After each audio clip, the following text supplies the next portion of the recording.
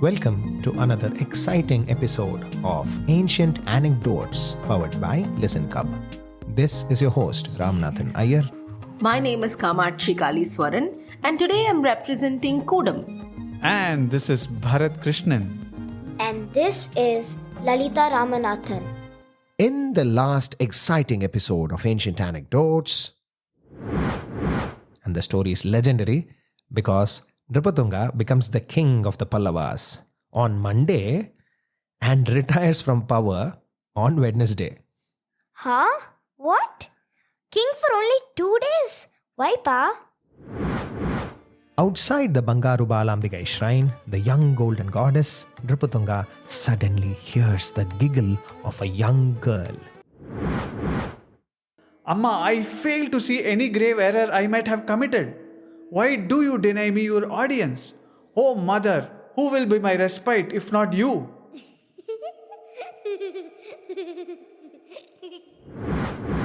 The pair of trees suddenly glowed with a divine aura, and an ethereal voice spoke from within the grove. Nrupatunga? You must travel south. There is a Chora city that Dharmapala Choran has built on the banks of the Manimuttaru river called Vilvanallur, the abode of the Vilva trees. Ride to Vilvanallur at once and perform a month of temple service there to my Lord Kameshwaran, and soon you shall find out what I can feel now. Soon you shall see what ails our lands. Nrupatunga silenced him and said, Sabhapati Mama, I have not come here as Koparakesari. I am just here as your nephew. I would like to serve here in the temple for a mandalam. Please let my identity be a secret. It will help me do my seva without hindrance. I am going to call myself Kokilan so that no one recognizes even my name. And now we continue. Sabhapatyar agrees half-heartedly. The prince surrenders his possessions and takes initiation into Vanaprastha and does the elephant and brass polish seva around the temple. Every day, the prince would bathe in the Manimuttaru river and come for washing the large temple elephants. The temple was well endowed, and so there were 11 elephants in all. And as the prince was to find out, they were not small, innocent animals at all. Nrupatunga used to take each animal to the river and use jackfruit sap to coat the animal as massage, and then use jute and coir fibers to scrub the animals for almost an hour. First was Gauri, the new mother. By the time Nrupatunga was done with Gauri and went to gather the next elephant to the river, Gauri would walk around a bit, give the prince an odious glance, and scoop out a large trunk load of river slush and spray it all over her back. Nrupatunga would exclaim, Gauri, no! as she would then let out a happy trumpet. Gauri then would sit down gradually and roll on the wet river bank. Nrupatunga could do nothing but watch in horror as the last hour of his arduous, spotless scrubbing efforts quite literally went down the drain, or rather straight into the muck, as Gauri, the elephant living its best life, gleefully dove into that mud, like she had just won the lottery of filth, rolling around like a child in a chocolate fountain, only much muddier. Nrupatunga, however, was not made of a quitter's metal.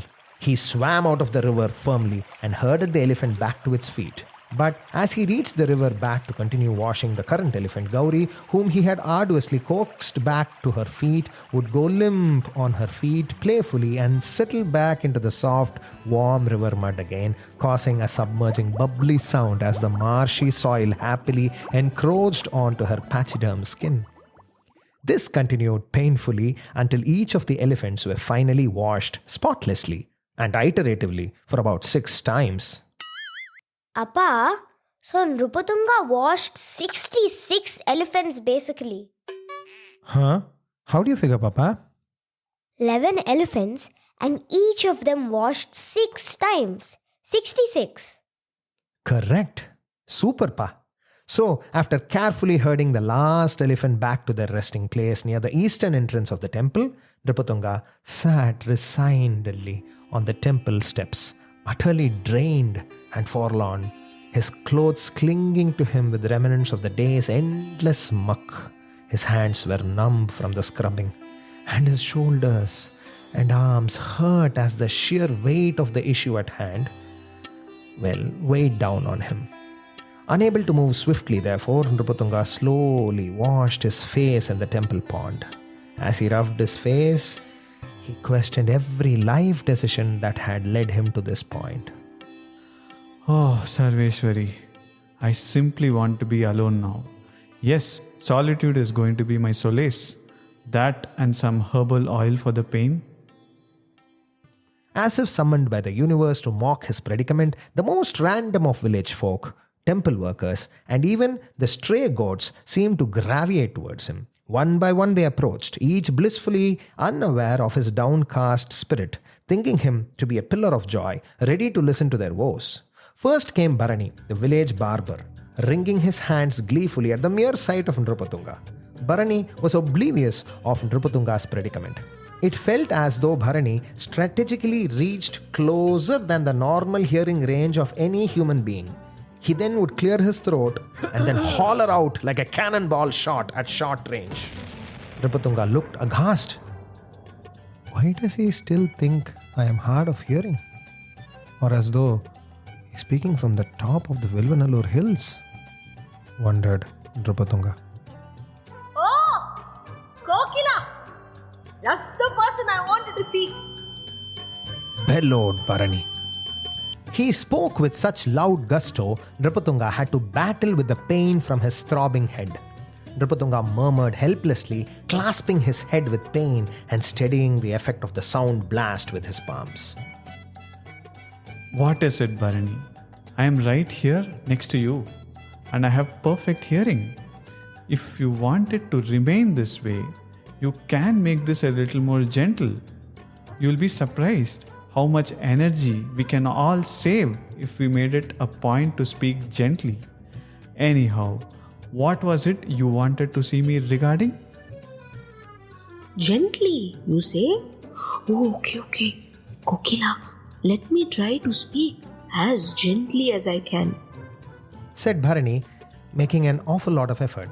And then when it actually came to what he had to say, his voice went right back to what sounded like an unlikely marriage between a foghorn and a tree falling in very close vicinity. What a day I have had! Life is full of choices. I'm always choosing something or the other. Which comb, what style of cutting, where to buy alum, what vegetables are good for hair spas, and exactly after some semblance of a decision is reached, something would always pop up to muddy the waters. Oh Lord, first the elephants, now his volume, and then those metaphors that simply remind me of everything all over again. Nrupatunga thought sadly. If Bharani was blessed with something in his life, it was an irritating optimism.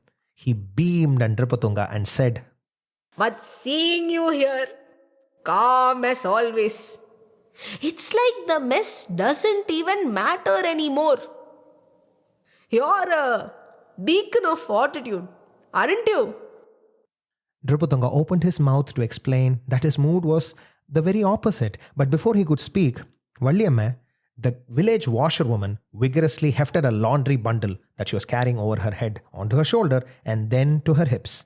Nrupatunga found to his dismay that his cheek had unexpectedly found itself in the way of the laundry sack's hurtling descent. Nrupatunga winced silently as his eyes seemed to ricochet within the confines of their sockets inside his skull from the impetus of the laundry sack. He shook himself and looked up with some confusion as to what Valliyamma was rattling on meanwhile. I tell you, Kokila, no matter how much I scrub these clothes, they end up in the slush again. But look at you, always so bright and tidy. How do you manage it? You're like a ray of sunshine after a mudslide. End up in the slush, mudslide. Amma Jagadishwari, literally any other metaphor would do. Not these. I can't bear them. thought Nrupatunga. He tried his best to smile, but it probably came off more like a grimace. Next up was Lakshmi, the old cowherd, grinning broadly. Ayya, Kokila, you know, by the time I have to milk the first set of cows and proceed to the second set. The first set have eaten. They have all slept and woken, and the day has broken. Now I have to milk them all over again. I must hire me some help. I keep my head buried in the sand all week, thinking the problem will just go away. But whom am I kidding? My cows keep giving calves every 6 months, and my problems are only multiplying with them. If I don't hire some milking boys, I won't be able to milk all my cows in time. My own cows' calves will end up drinking all the milk. It would be like sand slipping through my fingers. All my dreams of becoming filthy rich would turn into pink elephants. But then I saw you, and I thought, Kokilan also has to clean 6 large temple elephants. Well, at least I am not the only one who's got to wade through muck today. You really bring perspective. You know that? Always so cheerful. Amma Katyayani, can you also not hear me? Wade through muck, head buried in the sand, and pink elephants? And cheerful? Are they blind? Nrupatunga thought as he blinked in disbelief. What were they thinking? By now, Nrupatunga was questioning whether these people were speaking to him or some imagined, pristine version of himself. Was he in the same reality as they were? Spotless? He was practically part of the earth by now with the amount of dirt on him. Just as Nrupatunga thought that things couldn't get any worse, the temple priest Sabapatiyar ambled over, singing some vague song, and patted Nrupatunga's back noisily. Ah, Kokilan, my boy. Every time I see you, I feel like all my troubles have been washed away, like a temple floor after thorough scrubbing. You bring a cleaning joy to the soul, like a dip in the Ganges itself. Okay, before I forget, I want you to address the elephant in the room. The vessels for making the Lord's afternoon prasadam are all filthy. They need to be scrubbed clean with mud, and their sludge needs to be removed. Okay, va? Sababadiki vere devam samanamaguma. And that was it. Nrupatunga's inner monologue kicked into overdrive. I have had it.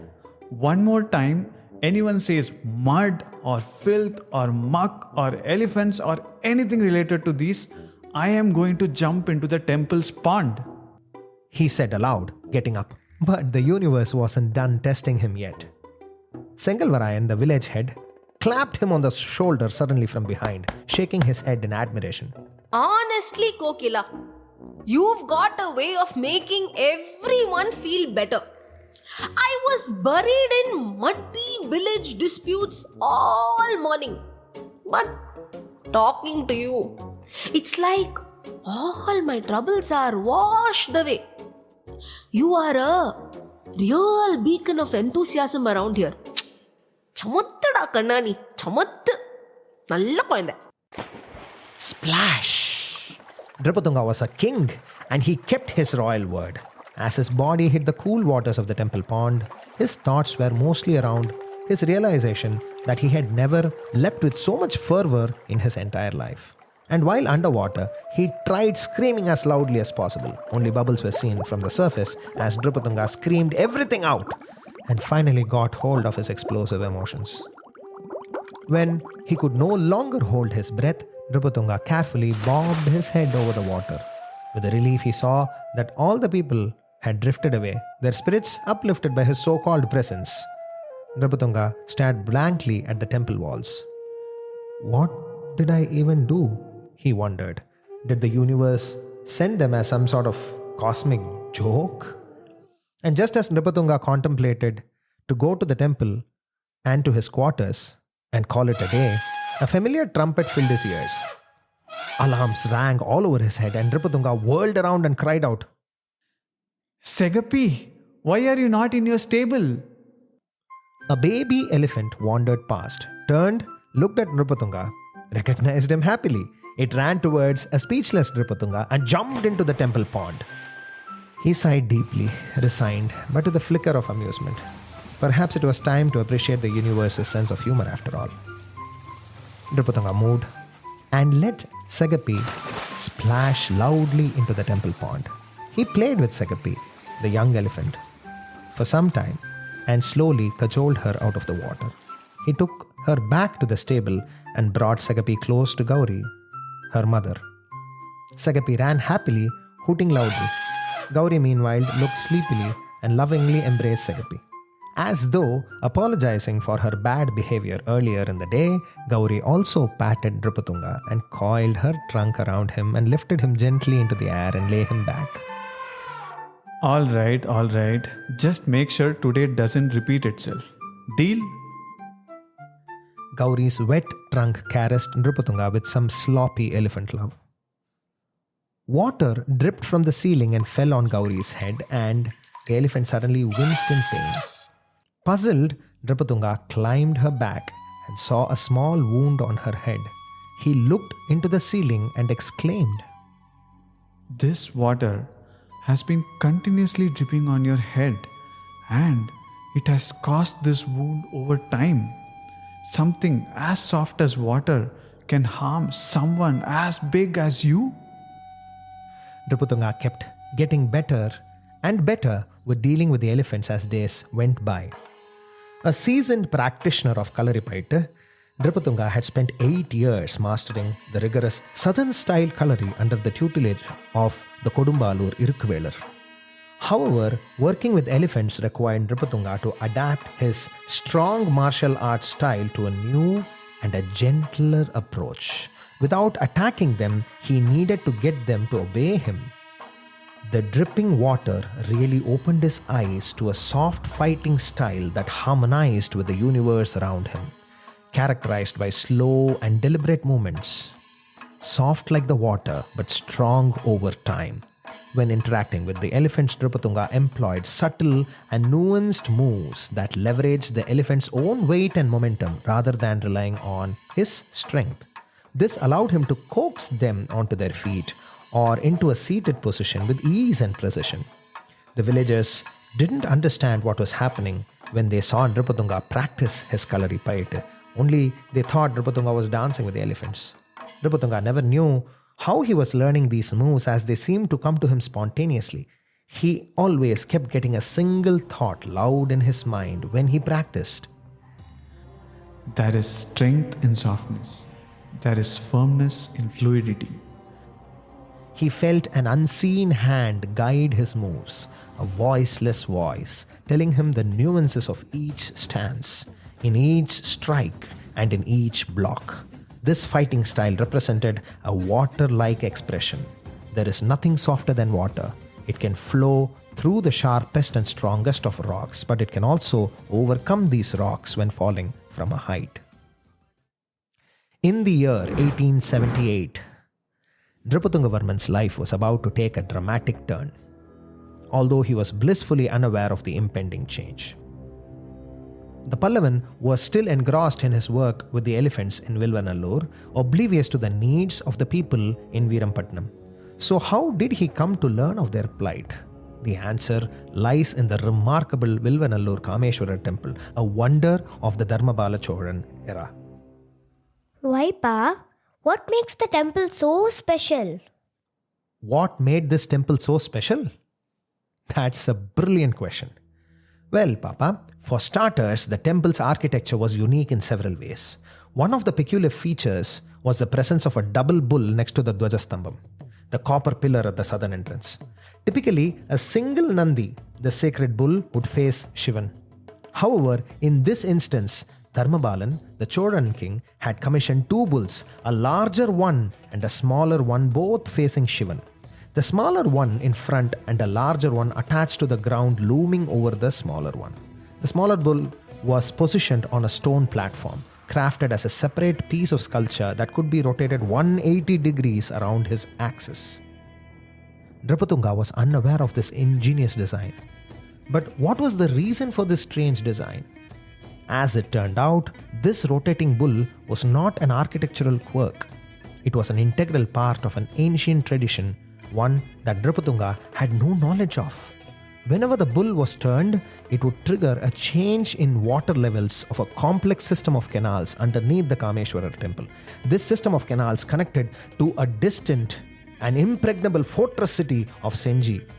The canals in turn would produce a distinctive loud bell-tolling sound within the Senji fort, serving as a warning signal that someone in Vilvanallur required assistance. In theory, a king would respond promptly to the distress signal.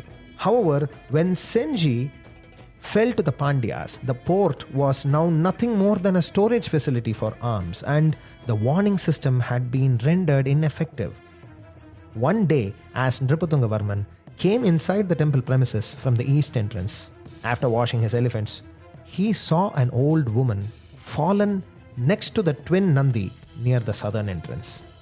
She was holding the smaller Nandi and tugging at it, wailing in pain and breathing in loud, ragged breaths.